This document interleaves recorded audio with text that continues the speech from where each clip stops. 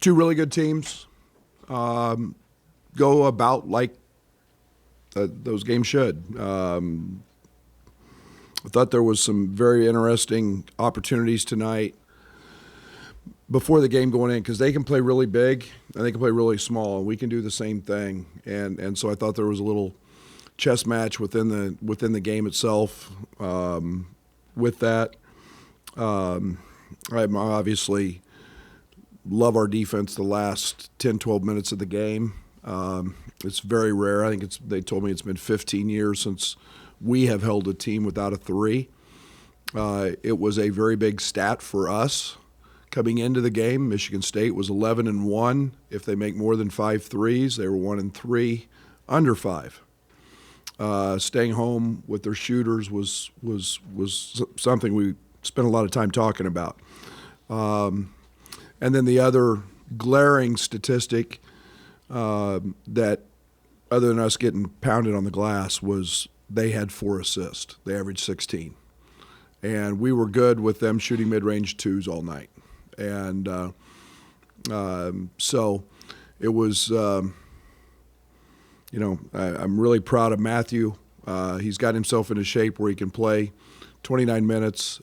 He played extremely intelligent because I had to play him in the first half with 2. And it's not very often that you get a perimeter player with 6 blocks.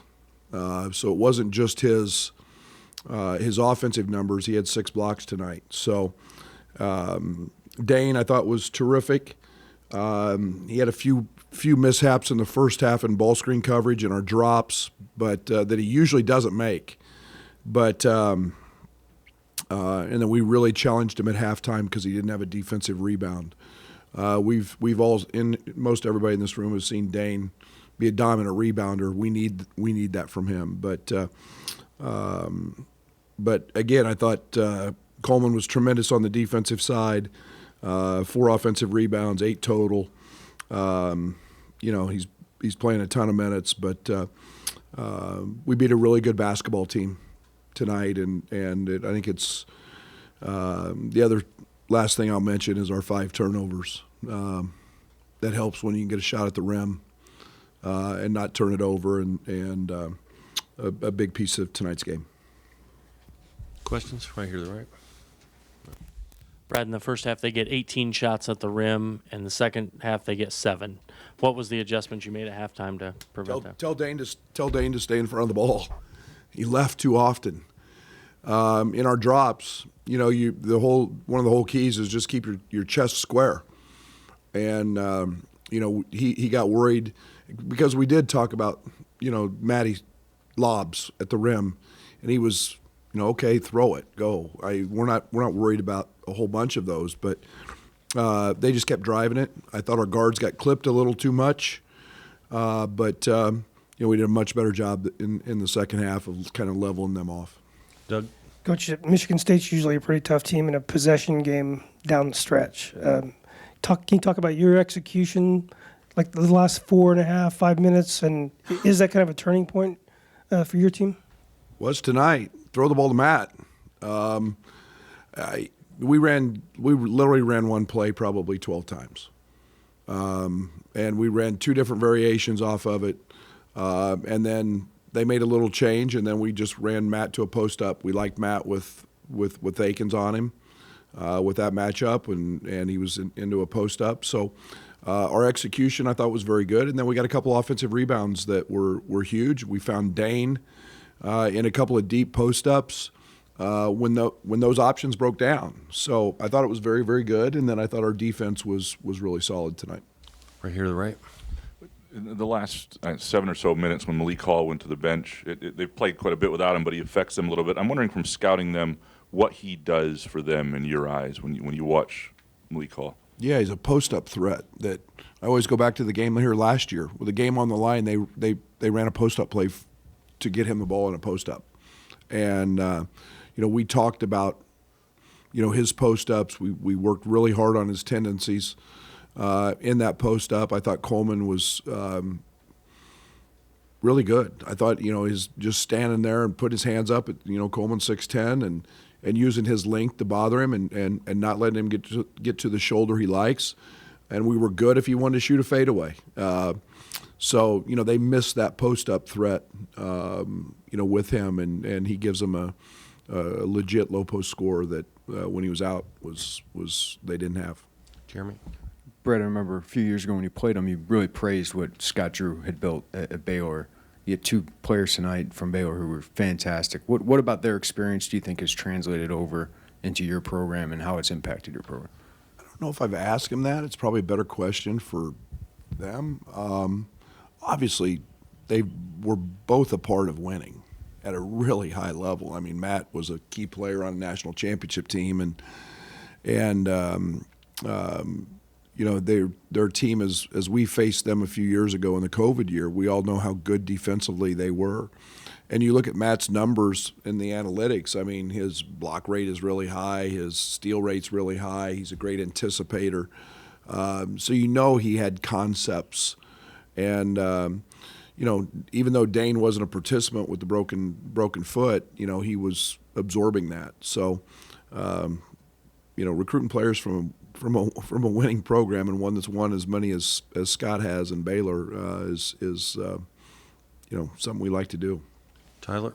Yeah, Brad. Coach Izzo was really complimentary of Dane, saying that he kicked their butt, but he also kind of said it's the first time that Dane's done that in a conference game. So moving forward, how do you find ways to, the film's out on that kind of stuff, how do you find ways to kind of keep Dane active in the offense like he was tonight? Well, if you pay attention, like Nebraska doubles the post before he even gets the ball. I mean, I think, we were watching the first half tonight, and I think Zach had 3 baskets, and they were all on offensive rebounds. They take that away from you. So it wasn't a huge part of the game plan in terms of actually throwing him the ball against Nebraska.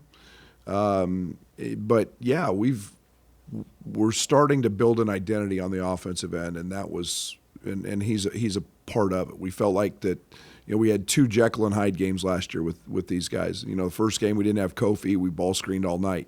We went there to their place, Kofi had 25, and Jacob had 100 because of the way they covered him. So, it was. Trying to get him going. We know he can really, really score, so it's just what the defense allowed from game to game. Andy? Matt, kind of talked about a dialogue you had with you a couple weeks ago and how you guys have both kind of changed and adapted with the team since then. How key has that been for each of you guys since then? Yeah, it's called relationship building, I mean, it's what I have to do. I mean, why would I want to force something that they're not comfortable with? I talk to those guys a lot. And I think one of the things that I try to do is find what's good for everybody within the framework of what we're doing. And Matt and I have a lot of conversations. TJ and I have a lot of conversations. Coleman and I have a lot of conversations about those guys. Those guys have earned that right, and I trust their judgment. And I'm sitting in a timeout tonight, and I asked Matt, which play do you want to run? Because I'm running them to you. He said, you tell me. And, he told me. I'm really good with that. And I know where I want to go with it. And sure enough, we go to it, and he hits a bucket. Right.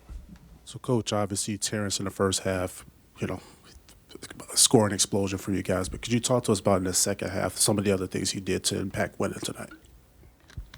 Here's what he did that was key. Said, Coach, leave me out.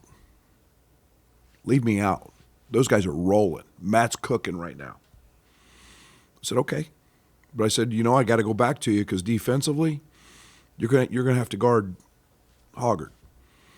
And that's pretty brave for one of the best players in the country saying, Coach, these guys are cooking.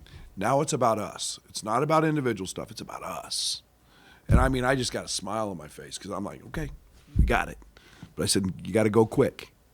And that's when it's when it's about us. It's not about all the individual stuff. And he was phenomenal again tonight. That's why he's one of the best players in the country.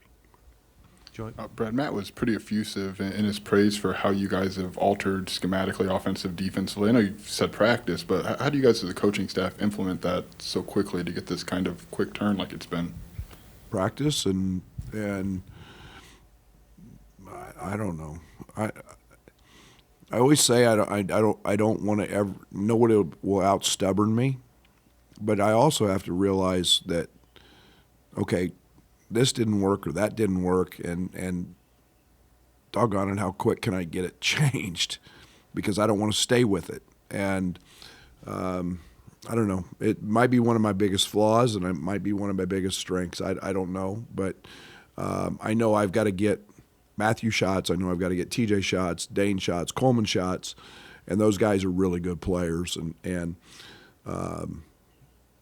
5 turnovers tonight makes me smile because it means we're moving the ball. And even though we did have a few isolations tonight, we're doing the right things.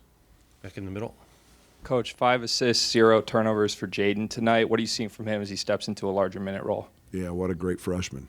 You know, Jaden's a gifted scorer. He has a heck of a night if he makes a couple layups. Yeah, and I thought defensively, I thought he did a great job of fighting Walker, and you know, as he's learning to play ball screen defense for the first time in his life, he's a really good player. He's a really good player, and as a freshman, he's fearless and he takes on any challenge. Jeremy. Brad, Tom was asked like, what's changed about you guys the last couple of games, and he said, I'm not trying to take a shot at the player, but it felt like addition by subtraction and just the way they're playing. He said something's changed. What do you think has changed? No,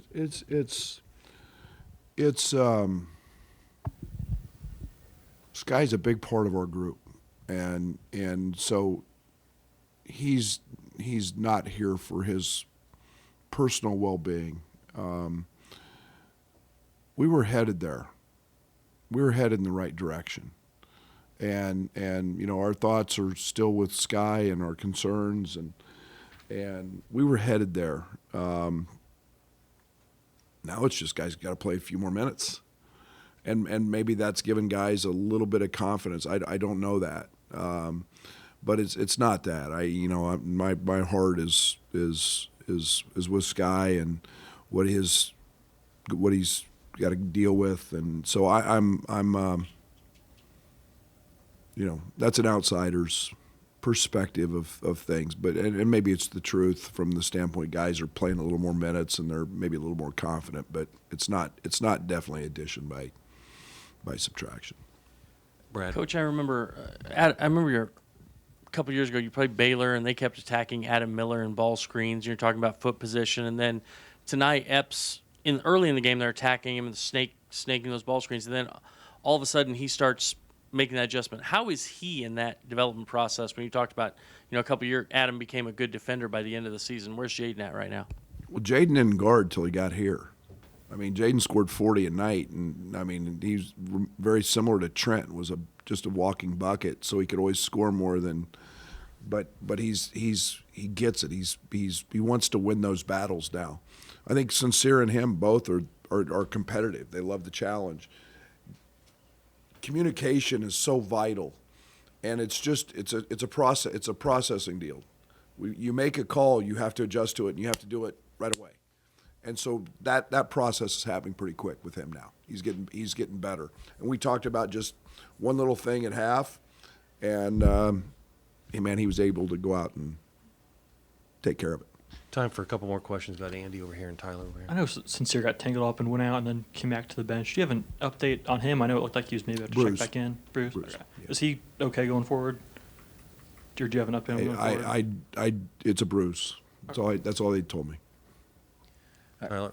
Brad, you had 10 blocks, but also 16 second chance points, some of those off of those blocks. How do you kind of balance that between being aggressive on the shot blocking, but also stay in position for... Yeah, we got to get our guards to get their nose bloodied up. Our guards got to dig back in there. You know, if we're going to go do that, you know, short shots equal short rebounds. And, you know, we've got to continue to grind on that.